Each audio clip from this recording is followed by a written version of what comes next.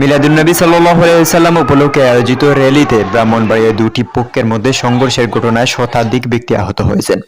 প্রত্যক্ষদর্শী ও স্থানীয় সূত্রে জানা যায়, ব্রাহ্মণবাড়িয়া শহরের প্রধান সড়ক দিয়ে মিলাদুন্নবীর র্যালি চলাকালে একটি গ্রুপের সাথে অন্য একটি গ্রুপের মধ্যে হঠাৎ তর্কাতর্কি শুরু হয়।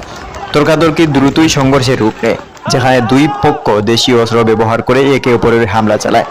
পরিস্থিতি নিয়ন্ত্রণের বাইরে চলে গেলে স্থানীয় প্রশাসন এবং আইন শৃঙ্খলা রক্ষাকারী বাহিনী ঘটনাস্থলে পৌঁছে এবং পরিস্থিতি শান্ত করতে চেষ্টা করে। সংঘর্ষের ফলে প্রায় শতাধিক মানুষ গুরুতর আহত হয়েছেন। স্থানীয় হাসপাতাল এবং ক্লিনিকগুলোতে আহতদের চিকিৎসা দেওয়া হচ্ছে। এরই মধ্যে বেশ কয়েকজনের অবস্থা আশঙ্কাজনক বলেও জানা গেছে। কিছু গুরুতর আহত ব্যক্তিকে ঢাকায় স্থানান্তর করা হয়েছে উন্নত চিকিৎসার জন্য।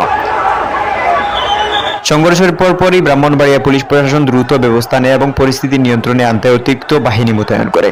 শহরের বিভিন্ন গুরুত্বপূর্ণ এলাকায় র্যাব ও পুলিশ টহল দিচ্ছে। সংঘর্ষের জড়িতদের চিহ্নিত করে তাদের বিরুদ্ধে কঠোর ব্যবস্থা নেওয়ার প্রতিশ্রুতি দিয়েছেন স্থানীয় পুলিশ সুপার। এলাকার সাধারণ মানুষ এই ঘটনাকে কেন্দ্র করে চরম আতঙ্কে দিন কাটাচ্ছে। অনেকেই অভিযোগ করেছেন যে দীর্ঘদিন ধরে এই শহরে দুই পক্ষের মধ্যে উত্তেজনা বিরাজ করছিল, যা এই সংঘর্ষের রূপ নিয়েছে। মিলাদুন্নবী অনুষ্ঠানে দুই পক্ষের বাড়াবাড়ির কারণে এমনটাই ঘটেছে বলে মন্তব্য করেছেন এলাকার সাধারণ জনগণ।